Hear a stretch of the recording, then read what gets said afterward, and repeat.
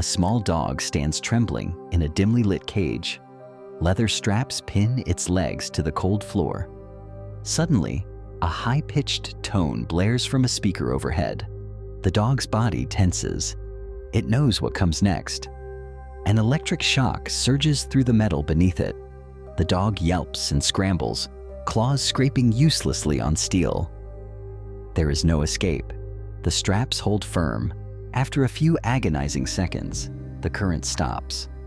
The dog whimpers in the darkness, ears flattening, heart racing. Then the tone sounds again. Another jolt of electricity, pain, confusion, and still no way out. The animal's initial panic gives way to despair. By the fourth or fifth cycle, when the tone blares, the dog only quivers and lays down. It has given up. There's no use running, no use fighting. In this small cage, suffering is inescapable. This isn't a scene from a horror film or a cruel prank. It was a real experiment in the late 1960s. In a quiet university laboratory, psychologist Martin Seligman and his colleagues witnessed this heart-wrenching scene play out with dozens of dogs. What began as a study on learning and behavior turned into a profound lesson about the human condition. They had discovered something unsettling. When a living being is subjected to pain or adversity with no way to escape, it can come to believe that no action will help, even when, later on, escape is possible. In that lab cage, something inside the dog was broken. It learned that it was helpless. The learned helplessness experiment. After enduring those inescapable shocks, the dog from Seligman's experiment was placed into a new box. This time, with low walls, it could easily jump over. In theory, freedom was just a hop away. But when the next shock came, the dog didn't even lift its head. It didn't try to escape at all. It merely whimpered and endured the pain, as if escape were unthinkable. A door to freedom stood open, but the animal had lost the will to move. The researchers were astonished. Dogs that hadn't gone through the first phase of the experiment, dogs that hadn't been tethered and helpless, quickly leapt over the partition to safety when they felt a shock. They tried, and they escaped. But the dogs that had been conditioned to feel helpless would not even try. It was as though they had internalized a simple, devastating rule. Nothing I do matters. I have no control. Seligman coined the term learned helplessness to describe this phenomenon. What he found didn't just apply to dogs. In follow-up studies, humans were subjected to milder parallels. For example, solving puzzles with impossible solutions, or hearing loud noises they couldn't turn off. Many of them, after struggling in vain, simply quit trying. Later, even when a solution was finally within reach, they often sat passively, convinced it was futile to attempt anything. They too had learned to be helpless. This discovery offered a chilling insight into depression and despair. Sometimes, after enough failure or trauma, people stop believing things can ever improve. They give up, even on opportunities that could save them. Like prisoners who no longer rattle the bars of their cell, they resign themselves to a fate they think they cannot change. Yet, while modern psychology was uncovering how easily our sense of control can be shattered, ancient wisdom had long ago grappled with the opposite question. How can we maintain inner freedom and hope, even when we truly are trapped? To answer that, we turn to a voice from 2,000 years ago. Epictetus would survive his chains and later teach that while we cannot always choose what happens to us, we can always choose what happens within us. He called this insight the dichotomy of control. In his view, everything in life falls into one of two categories: the things we can control and the things we cannot. We don't control the weather, or the actions of other people, or random events of fate. We might not even control our own body's fate. Illness, age, and injury can strike despite our best efforts. But we do control our judgments, our choices, and how we respond to whatever comes. This simple idea was more than just philosophy for Epictetus. It was a lifeline. As a slave, nearly everything external was out of his hands. But by focusing on the small realm that was his mindset, his virtues, his reactions, he found a kind of freedom even in captivity. He famously said, "I must die, but must I die bawling?"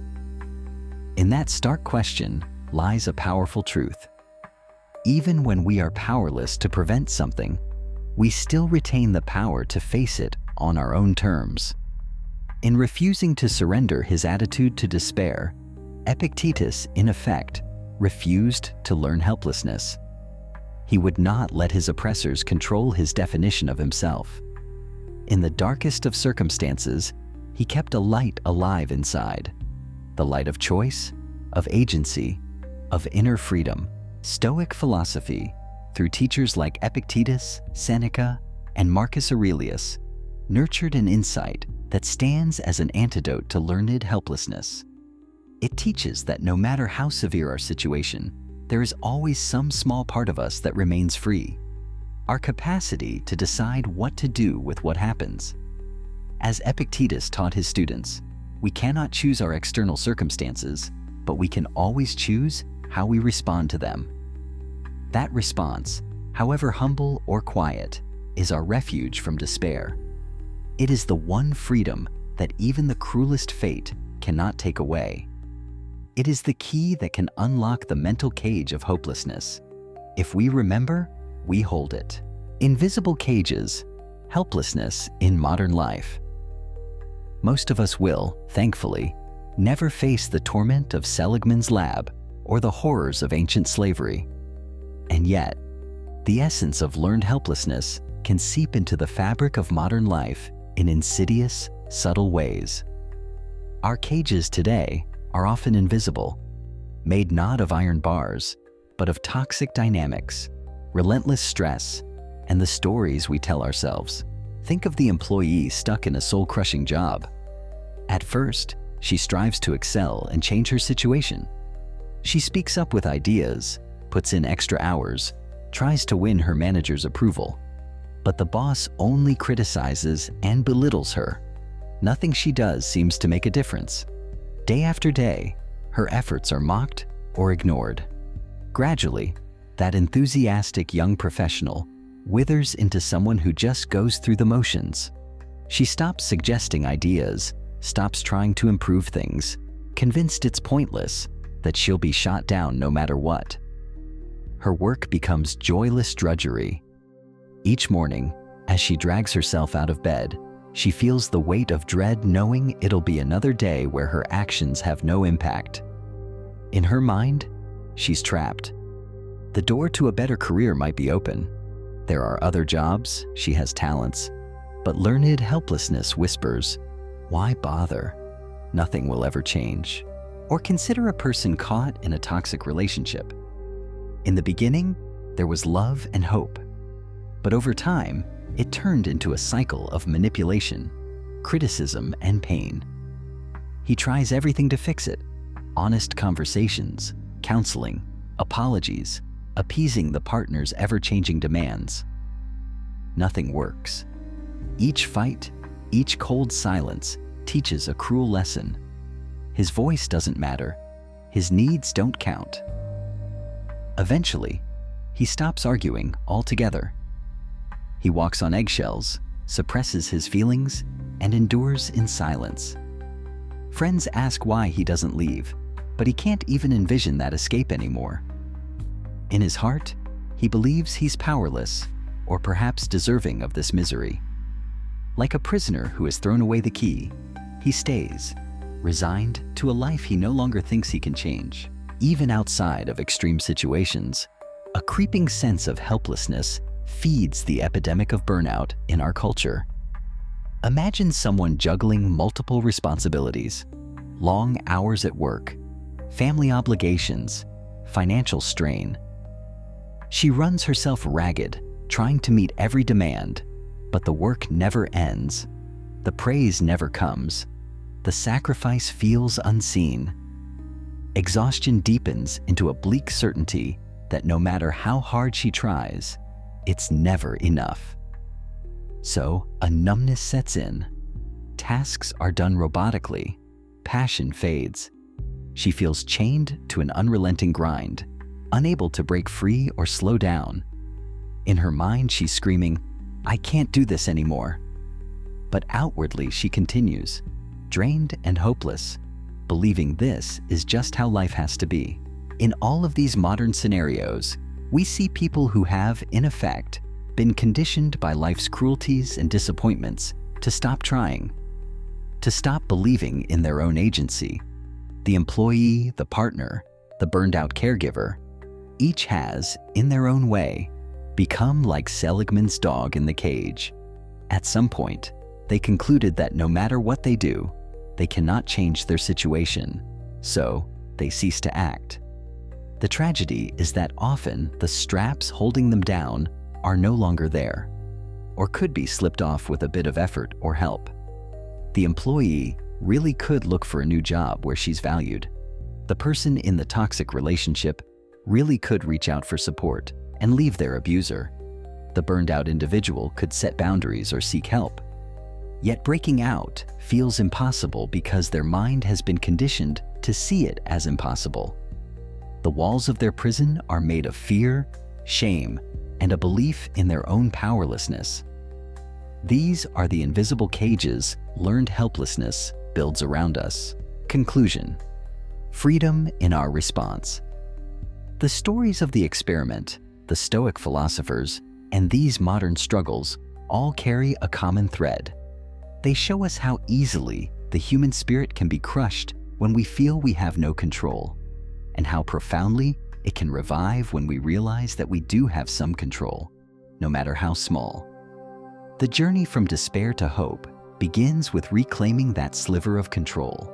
Martin Seligman's dogs taught us a heartbreaking lesson.